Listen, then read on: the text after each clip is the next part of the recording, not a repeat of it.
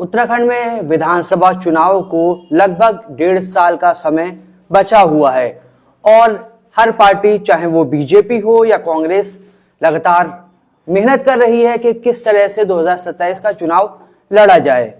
उसी तरह से उत्तराखंड के अंदर AIMIM ने फिर से विधानसभा चुनाव से पहले कार्यकर्ताओं के बीच जाना शुरू कर दिया है। इसी कड़ी में ऊधम सिंह नगर का दौरा कर रहे हैं AIMIM के प्रदेश अध्यक्ष नैयर काज़मी। अभी बिहार में चुनाव खत्म हुआ है। बिहार में AIMIM को बड़ी कामयाबी मिली है। 5 सीट बिहार के अंदर AIMIM ने पाई है। वहीं दूसरी तरफ विपक्षी पार्टियों की तरफ से लगातार ये इल्जाम है, ये आरोप है कि AIMIM जहां भी जाती है भाजपा को फायदा पहुंचाती है और बिहार में भी ये बात फिर से कही गई। और चुनाव का जब परिणाम आया तो बहुत सारी सीटों पर ये इल्जाम लगा कि AIMIM का प्रत्याशी नहीं होता तो महागठबंधन को वो सीट जीतने में आसानी होती। वहीं ओवैसी के ऊपर बिहार के अंदर सांप्रदायिक राजनीति का भी इल्जाम लगा। तो हमारे साथ AIMIM के प्रदेश अध्यक्ष नैयर काज़मी साहब हैं। इनसे बात करेंगे, जानेंगे कि अचानक से इन्होंने दौरे शुरू करना क्यों करे और क्या लगता है कि 2027 में AIMIM क्या अपनी जमीन जो तलाशने की कोशिश में है उत्तराखंड के अंदर, क्या उसको जमीन मिल पाएगी। और पिछला विधानसभा चुनाव में देखा गया था कि AIMIM ने कुछ सीटों पर उत्तराखंड में अपने प्रत्याशियों को खड़ा किया था और वहां पर जमानत जब्त हो गई थी।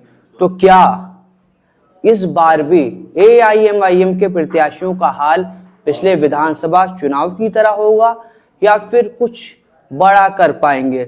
साथ ही उत्तराखंड में जिस तरह से राजनीति चल रही है उसमें क्या AIMIM की कोई जगह है, ये भी जानने की कोशिश करेंगे। सबसे पहले नैयर साहब, आप हमारे चैनल पर हैं, बहुत बहुत शुक्रिया, आपने हमें समय दिया।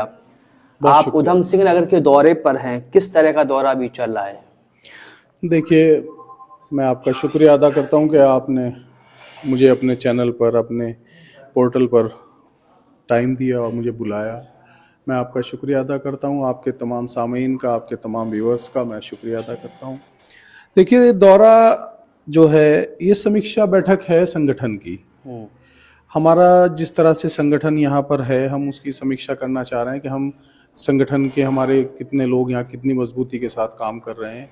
उन्हीं सब चीज़ों को संगठन की एक समीक्षा बैठक की मीटिंग है और इससे ज़्यादा भी कोई चुनावी मीटिंग नहीं है ये, बल्कि एक समीक्षा बैठक और एक तरह से कहिए कि कैडराइज करने के लिए अपने समाज को, अपने नौजवानों को, पार्टी के तमाम जिम्मेदार साथियों को कि जो पार्टी के लिए काम कर रहे हैं, उनको तमाम लोगों को ये गाइडेंस देने के लिए कि पार्टी अब देश में किस तरह की पार्टी की लहर है, लोगों तक अपना मैसेज कैसे पहुंचाएं, उन्हीं सब चीज़ों को लेकर। चुनाव से एन पहले आप दोबारा से स्टार्ट हुए हैं और 3 साल, 3.5 साल आप गायब रहे, आपकी पार्टी जो उत्तराखंड में कहीं भी नजर नहीं आई। तो क्या ये जो है, आप तो समीक्षा बैठक कह रहे हैं, मगर माना जा रहा है कि बिहार में कामयाबी के बाद आप लोगों की कोशिश है कि ऊधम सिंह नगर के अंदर प्रत्याशी खड़े किए जाएं और वही चीज़ जो है सामने देखने को मिल रही है। नहीं, ये कहना आपका गलत है कि पार्टी नहीं दिखाई दी।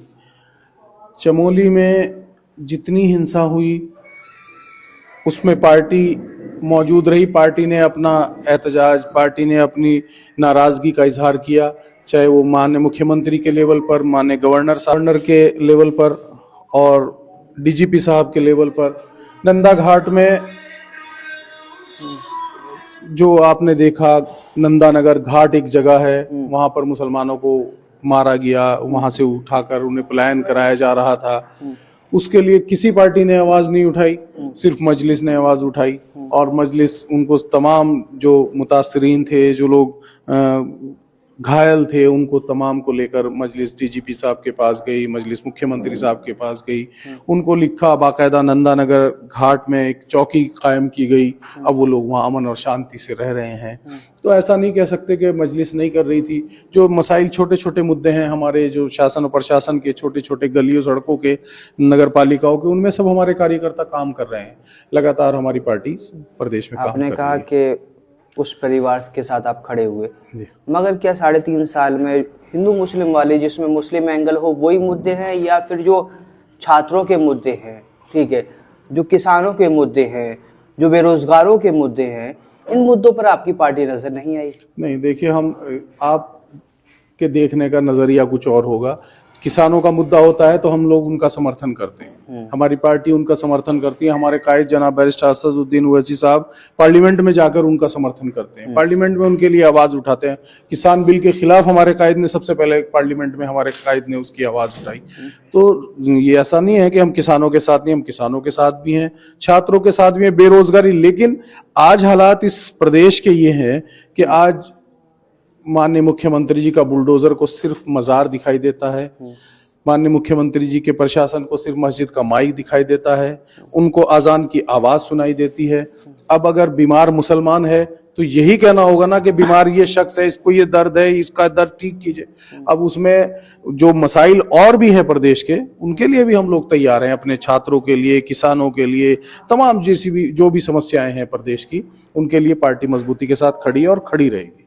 मगर जो उत्तराखंड की सरकार है और जो मुख्यमंत्री हैं वो तो कह रहे हैं यहाँ विकास हो रहा है और सबको बराबरी है और हम जो है किसी के साथ अन्याय नहीं कर रहे, मगर कोई अगर गलत करेगा तो फिर उसको जो है नो टॉलरेंस तो बख्शा जाएगा ना। मेरे मदरसों को तोड़कर, मेरी आस्था को तोड़कर, एक जगह सुप्रीम कोर्ट का फैसला आता है कि आस्था के आधार पर बाबरी मस्जिद को हटाकर मंदिर, राम मंदिर बना दिया जाए। दूसरी तरफ मेरी आस्था को, मदरसा जहां मेरे बच्चे तालीम हासिल करते हैं, मेरे मजार, मेरे बुजुर्गों के मजार जहां पर हैं, उसे सरकार ये कहकर तोड़ देती है कि ये सरकारी भूमि पर बना हुआ मजार है। जबकि जब सरकार नहीं थी तब से वो मजार हैं, वो 200-300 साल पहले मजारात हैं, हमारे बुजुर्गों के मजारात हैं। उन्हें ये कहकर बुलडोजर उन पर चला दिया जाता है कि सरकार की भूमि है। सरकार की भूमि सन 1947 के बाद हुई, लेकिन ये मजार 200 और 250 और 300 और 400 साल पुराने हैं। तो ये टॉलरेंस की सरकार है।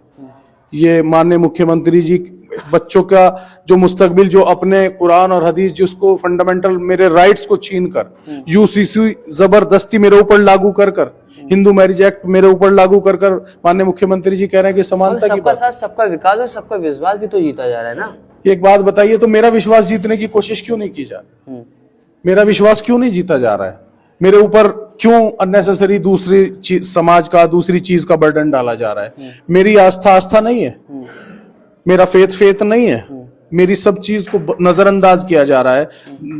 आस्था की बात छोड़िए, मेरे फंडामेंटल राइट्स को कुचला जा रहा है।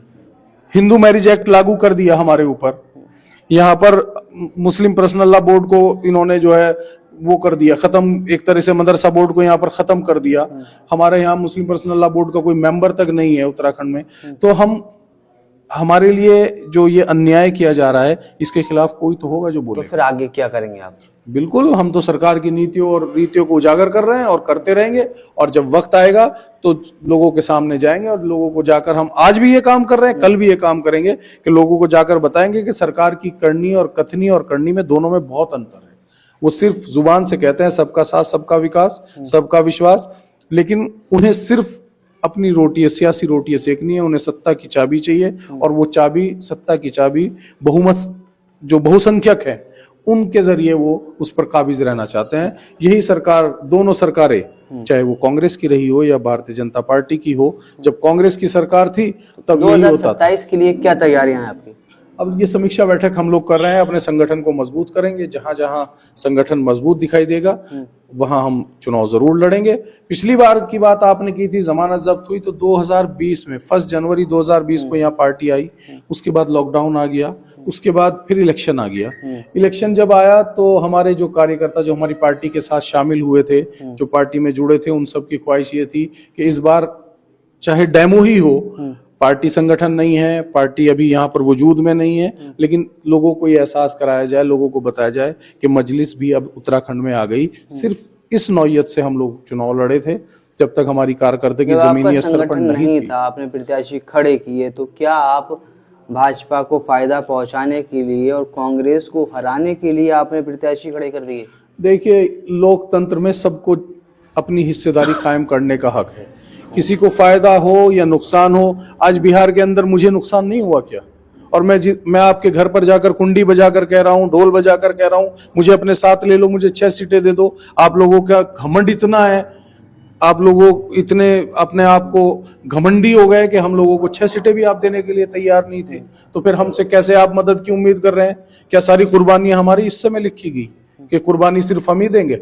मगर आप कम्युनल पॉलिटिक्स करेंगे तो फिर कौन सी पार्टी आपको जो है साथ लेगी? नहीं, कौन सा कम्युनल? एक बताइए जहां हमने कम्युनल राइट्स कराया या कम्युनल वायलेंस पर हमारे खिलाफ कोई मुकदमा कायम हुआ हो, एक बताइए। आप सिर्फ मुस्लिम मुस्लिम मुस्लिम के नाम पे क्या जीत सकते हैं? दर्द पेट में मुस्लिम के होगा तो जिसके दर्द होगा मरीज तो उसे ही कहा जाएगा ना। बुखार जिसको होगा तो मरीज तो वही होगा ना। लिंचिंग किसकी हो रही है? हिजाब किसका खींचा जा रहा है? शरीयत पर मुदाखलत किसकी की जा रही है? 3 तलाक पर बिल किसके खिलाफ पास हो रहा है? अब अगर मेरे ही खिलाफ जब सारे बिल आएंगे तो मुझे तो कहना पड़ेगा ना कि मुसलमानों के खिलाफ हो रहा है।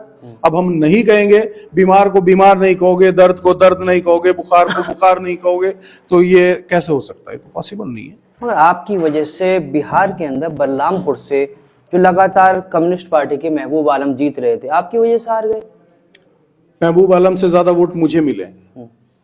महबूब आलम तीसरे नंबर पर है, मैं दूसरे नंबर हूं। मैं 350 वोट, आपने डिवाइड कर दिया ना। 389।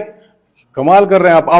आवाम मेरे साथ है। हाँ। मैं महबूब आलम से ज्यादा वोट ले रहा हूं, तो यानी कि आवाम किसके साथ है? महबूब आलम ने मुझे नुकसान पहुंचाया है। और महबूब आलम के अलावा 10 कैंडिडेट मुसलमान महबूब आलम साहब ने या जिसने भी वहां खड़े किए थे, जो टोटल स्ट्रेंथ उनकी वोट की जो है 20,000 होती है, मैं 389 वोट से चुनाव हारता हूं। आदिल हुसैन मेरे जो है पार्टी के बेहतरीन स्पोक्स पर्सन हैं, वो 389 वोट से चुनाव हार जाते हैं। महबूब आलम तीसरे नंबर पे, तो महबूब आलम ने तो मुझे चुनाव हराया ना। अगर महबूब आलम दूसरे पे होते तो शायद आपकी बात सही हो सकती थी कि मैंने उन्हें चुनाव हरा दिया, लेकिन महबूब आलम ने मुझे चुनाव हराया। वहां पर आम जन की बात कर रहे थे, आपने जाके वो मुस्लिम वाला कार्ड खेल दिया। कार्ड खेला थोड़ा ही जाता है। 80 महबूब आलम से ज्यादा वोट कार्ड खेल कर मिल गए, और उसी सीट पे क्यों? और सीटों पर, जिन सीटों पे हम 5 सीटों पर जीते हैं, हमारी जीत का डिफरेंस देख रहे हैं आप लोगों से? किसी पे 38,000, किसी पे 32,000, किसी पे 30,000, किसी पे 25,000। हम लोग इतने वोटों से जीत रहे हैं, इतने ज्यादा वोटों से हमारे मार्जिन है जीत का, तो क्या ये मुस्लिम कार्ड खेला जा रहा है? तो फिर क्या जो है सीमांचल में पिछली बार भी 5 जीते थे, 4 चले गए थे, तो क्या इस बार लग रहा है कि वो 4 रोक पाएंगे आप, या फिर जो है कुछ सालों के बाद वो भी चले जाएंगे? देखिए, जमहूरियत की यही खूबसूरती है, सबको आजादी होती है, आइडियोलॉजी की लड़ाई होती है, लेकिन पिछली बार में जो हम लोग समझते हैं कि हमारी पार्टी को खत्म करने के लिए आरजेडी ने एक षड्यंत्र रचा था, वो हमारी पार्टी को सीमांचल से, बिहार से खत्म करना चाहते थे।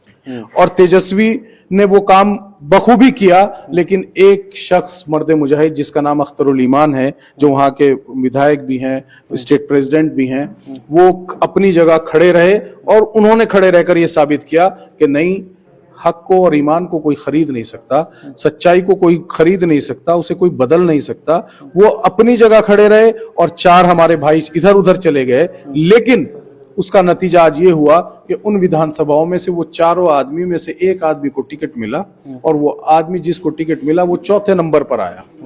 आरजेडी के टिकट पर 4थे नंबर पर आया, और हम लोग अल्हम्दुलिल्लाह 5 सीटें अपनी जू के तू फिर हम बचाए हुए हैं, और 2 सीटों पर बहुत, ठाकुरगंज और बलरामपुर, 2 सीटों पर जो है हम बहुत छोटे मार्जिन से चुनाव। वापसी करेंगे उत्तराखंड में। आप कल काशीपुर और जसपुर थे, कार्यकर्ताओं से मिले, किस तरह की बात हुई और कार्यकर्ताओं का मनोबल कैसा है? यही सब मैंने आपसे पहले भी अर्ज किया था कि कार्यकर्ताओं का मनोबल जो है बढ़ाने का काम हम लोग कर रहे हैं। कार्यकर्ताओं में के अंदर जो इच्छा शक्ति है उनकी, जो हमारे लोग, जो हमारे समाज के लोग, जो सेकुलर लोग, जो संविधान में विश्वास रखते हैं, जो संविधान पर अमल करना चाहते हैं, वो तमाम लोग, हिंदू मुसलमान सिख ईसाई कोई भी हो, वो तमाम लोग हम चाहते हैं कि हमारी पार्टी का साथ दें, और हम उन्हीं के उसको जो है उनके कॉन्फिडेंस को बूस्ट अप करने की कोशिश करेंगे कि उनका कॉन्फिडेंस लेवल बूस्ट हो, और यहाँ आने वाले चुनाव में हम लोग मिलकर 2027 में AIMIM उत्तराखंड से कितनी सीटों पर चुनाव लड़ेगी? मैंने कहा था आपसे कि अगर जहां जहां हमारा संगठन मजबूत लगेगा, वही समीक्षा बैठक हो रही है। अभी टाइम है चुनाव में, इससे पहले जहां जहां हमारा संगठन मजबूत होगा, यकीनन हम वहां चुनाव। हरिद्वार जिले और उधम सिंह नगर में आपकी पार्टी लड़ेगी? बिल्कुल, जहां जहां संगठन मजबूत होगा, चाहे वो देहरादून हो, हरिद्वार जिला हो, और चाहे हरिद्वार हो, जहां भी होगा, जहां भी संगठन मजबूत होगा, पार्टी वहां चुनाव क्या क्या मुद्दे रहेंगे आपके? देखिए, सबसे पहला मुद्दा उत्तराखंड को लेकर सबसे पहला मुद्दा ये है कि यहाँ की सरकार जो एक समाज को टारगेट कर एक समाज के खिलाफ अपनी सारी रीति और नीतियां बनाकर काम कर रही है, सबसे पहले उसे रोकना होगा। फिर हमारे पहाड़ के भाइयों का प्लान रोकना होगा। फिर हमारे जो प्लेन में जो हमारे मुद्दे हैं, युवा बेरोजगार है, हमारे तालीमी वजीफे खत्म कर दिए गए हैं, हमारी स्कॉलरशिप नहीं मिल रही है, उन तमाम मुद्दों को लेकर हम लोगों के पास जाएंगे। किसान बदहाल है, किसान की आय पर जो है कोई फर्क नहीं पड़ा, सिर्फ झूठी बातें होती हैं कि आय 2 गुनी कर देंगे, 4 गुनी कर देंगे, लेकिन नहीं होता है। उन तमाम मुद्दों के साथ हम लोग चुनाव उत्तराखंड में जो है 2 पार्टी सिस्टम है, भाजपा है, दूसरी तरफ कांग्रेस है। यहाँ उत्तराखंड क्रांति दल जो कि आंदोलन से निकली हुई पार्टी थी, उसका वजूद खत्म हो गया धीरे धीरे। तो आप कैसे सिर्फ मुसलमान के नाम पे जो है यहाँ पर पार्टी को स्टेब्लिश कर लेंगे, या फिर कोई जो है आप कैंडिडेट जिता पाएंगे? देखिए, बात मुसलमान की नहीं है, बात मुल्क की है। पहलगाम पर हमला होता है, नाम पूछकर गोली मारी जाती है, हमारी हिंदू बहनों का सुहाग उजाड़ा जाता है, हमारे हिंदू बच्चों को अनाथ किया जाता है। उसके खिलाफ बैरिस्टर असदुद्दीन ओवैसी साहब ने जो आवाज़ इस मुल्क में उठाई, उसके बाद से हर वो हिंदू भाई और बहन इस बात को एक्सेप्ट करते हैं कि हमारी पार्टी और हमारा कायद देशभक्त है, और देशभक्ति हर मुसलमान के दिल में है। लेकिन एक ऐसी ताकत मुल्क के अंदर हावी है जिसने उसको, उस देशभक्ति का चेहरा बदलने की कोशिश की है। लेकिन ये इस मिट्टी में मोहब्बत है, यहाँ मोहब्बत का कारोबार होता है, यहाँ नफरतें नहीं पलती। इंशाल्लाह आप देखेंगे कुछ दिन के बाद ये चीज़ें, ये नफरती, ये जहर खोलने वाले लोग खत्म होंगे, और फिर एक दोबारा से एक अच्छी सियासत, एक अच्छी राजनीति। और इस मुल्क के लोग आज बैरिस्टर असदुद्दीन ओवैसी साहब को ये मानते हैं कि बैरिस्टर असदुद्दीन ओवैसी साहब से काबिल भी नहीं है, बैरिस्टर असदुद्दीन ओवैसी साहब से राजनीति में कोई समझदार भी नहीं है। और पूरे मुल्क का मीडिया और पूरे मुल्क की आवाम ये मान चुकी है कि सबसे बड़ा देशभक्त मैं जिसे मानता हूँ वो बैरिस्टर असदुद्दीन ओवैसी है। जो हिंदू मुस्लिम, हम अगर कहें ये बात कि सबका साथ, सबका विकास, सबका विश्वास, तो हमारे कायद पर ये बात सटीक आती है कि हमारा कायद इस बात को अंजाम देकर दिखा रहे हैं बाकायदा। सारी बातिल ताकतों के सामने हक के साथ खड़े होने वाला शख्स एक ही है, जिसका नाम बैरिस्टर असदुद्दीन ओवैसी। आपने मोहब्बत की बात की, तो उत्तराखंड के अंदर मोहब्बत की दुकान कांग्रेस खोली हुई है, पूरे देश में खोली हुई है मोहब्बत की दुकान। राहुल गांधी ने नारा दिया था। तो क्या बिहार में जैसे आप आरजेडी के पास गए थे और कहा था कि गठबंधन में शामिल कर लो, 6 सीटें दे दो, तो क्या उत्तराखंड में हरीश रावत, हरक सिंह रावत या गणेश गोदियाल साहब के पास आप जाएंगे और कहेंगे कि यहाँ पर जो है हमें सीटें दे दो? क्या ऐसा होने वाला है? देखिए, गठबंधन से किसी को परहेज नहीं होता। अगर फासिस्ट ताकतों को रोकने के लिए वो समझते हैं इस बात को कि एक ऐसी कॉमनल पार्टी जिसको, जो सिर्फ धर्म के नाम पर यहाँ राजनीति कर रही है, सत्ता की चाबी उसके पास है, सिर्फ मजहब के नाम पर, अगर उसे वो वाकई ही हटाना चाहते हैं तो उन्हें चाहिए कि वो हम लोग ना जाएं, बल्कि वो सब उन तमाम लोगों को जो सेकुलर पार्टीज हैं, जो इस मुल्क के संविधान को वो बार बार संविधान बचाओ यात्रा करते हैं, अगर संविधान सच में ही बचाना चाहते हैं तो उनको खुद चाहिए। अख्तरुल ईमान को नहीं जाने की जरूरत होती अगर राहुल गांधी या तेजस्वी खुद कह देते। और जहां तक मोहब्बत की दुकान का सवाल है, तो मोहब्बत की दुकान वो जरूर है, लेकिन मुसलमान जब उस दुकान पर जाता है तो उसका शटर नीचे हो जाता है। हिमाचल उसका उदाहरण है, हिमाचल की जामा मस्जिद उसका उदाहरण है कि उस मोहब्बत की दुकान में, उस मोहब्बत की दुकान की सरकार में उस मस्जिद के साथ क्या हो रहा है, ये सबके सामने। बहुत बहुत शुभकामनाएं आपको कि आप जो है अपना दौरा कर रहे हैं। तो आपने सुना AIMIM के प्रदेश अध्यक्ष नैयर काजमी साहब को, जिन्होंने उत्तराखंड के मुद्दों को लेकर बात की। 2027 में क्या AIMIM चुनाव लड़ेगी, उस पर भी बात की। और साथ ही आपने सुना कि बिहार में तेजस्वी यादव के पास AIMIM के प्रदेश अध्यक्ष अख्तरुल ईमान गठबंधन के लिए पहुंचे। तो क्या उत्तराखंड में कांग्रेस के पास AIMIM गठबंधन के लिए जाएगी, उस सवाल का भी जवाब AIMIM के प्रदेश अध्यक्ष साहब ने दिया। तो आपने पूरा इंटरव्यू देखा, इसको लेकर आप क्या कुछ सोचते हैं, आप अपनी राय दें। और साथ ही आपको क्या लगता है कि क्या AIMIM को उत्तराखंड में चुनाव लड़ना चाहिए? आप अपनी प्रतिक्रिया जरूर दें।